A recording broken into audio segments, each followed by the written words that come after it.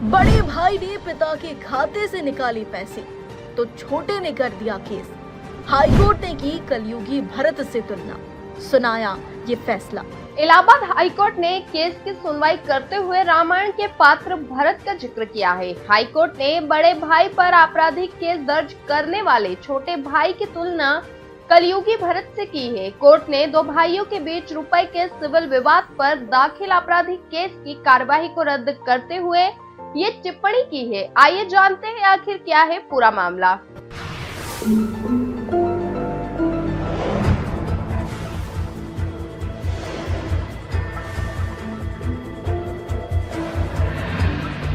रामायण के अनुसार भगवान राम के वनवास जाने के बाद उनके छोटे भाई भरत ने चित्रकूट जाकर उनसे अयोध्या वापस आने का आग्रह किया था, लेकिन जब प्रभु राम नहीं माने तो भरत उनकी चरण पादुका लेकर अयोध्या आ गए और 14 साल तक उसी को सिंहासन पर रखकर शासन किया। ये कथा भाई के प्रति भाई के अटूट प्रेम को दर्शाती है। अब इन्हीं भरत को इलाहाबाद हाई कोर्ट ने अपने एक फैसले में याद करते हुए टिप्पणी की है। दरअसल हाई कोर्ट ने कानपुर से जुड़े एक मामले में दो भाइयों के बीच पैसों के विवाद को लेकर सिविल विवाद पर अपना फैसला सुनाया है। कोर्ट ने पिता की मौत के बाद 2,20,000 रुपए के लिए दो भाइयों के झगड़े को दुर्भाग्यपूर्ण करार दिया और कहा कि हम भगवान श्री राम के छोटे भाई भरत के बलिदान को सदैव याद रखते हैं, लेकिन यहाँ बड़े भाई के प्रति छोटे भाई के व्यवहार ने उसे कलयुगी भरत बना दिया। कोर्ट ने कहा कि बड़े भाई ने पिता के संयुक्त खाते से पैसे निकाले। कोर्ट ने समझौते का प्रयास किया, लेकिन छोटे भाई की जिद के चलते नतीजा नहीं निकल सका। हालांकि रुपए का विवाद सिविल प्रकृति का है, लेकिन दुर्भाग्यपूर्ण तरीके से छोटा भाई जो वकील है उसने अपने बड़े भाई को सिर्फ परेशान करने के लिए इसका आपराधिक कार्यवाही में तब्दील कर दिया। कोर्ट ने बड़े भाई संजीव चड्ढा के खिलाफ CJM कानपुर नगर में विचाराधीन आपराधिक केस कार्रवाई को रद्द कर दिया और शिकायतकर्ता राजीव चड्ढा पर 25,000 रुपए हर्जाना लगाया है और 4 हफ्ते में यह राशि याची को देने का निर्देश दिया है। यह आदेश जस्टिस सौरभ श्याम शमशेरी ने संजीव चड्ढा की याचिका को स्वीकार करते हुए दिया है।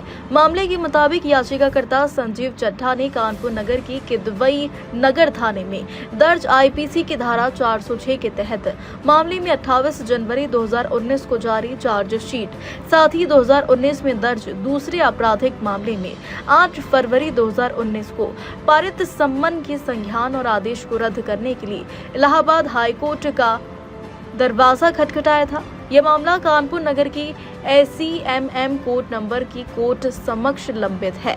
याचिका में आपराधिक न्यास भंग के आरोप में दाखिल पुलिस चार्जशीट व सम्मन आदेश की वैधता को चुनौती दी गई थी। पिता की मौत के बाद बड़े भाई ने संयुक्त बैंक खाते में 2.20 लाख निकाल लिए और पिता की वसीयत भी करा ली, जिसमें छोटे भाई को लाभ नहीं मिलना था। दबाव बनाने के लिए छोटे भाई ने बड़े भाई के खिलाफ कानपुर नगर की किदवई नगर थाने में FIR दर्ज कराई है। आरोप लगा है कि पैसे निकालकर भाई ने कपट व न्यास भंग किया है। पुलिस ने केवल धारा 406 में चार्जशीट दाखिल की, जिस पर संज्ञान लेकर कोर्ट ने समन जारी किया था।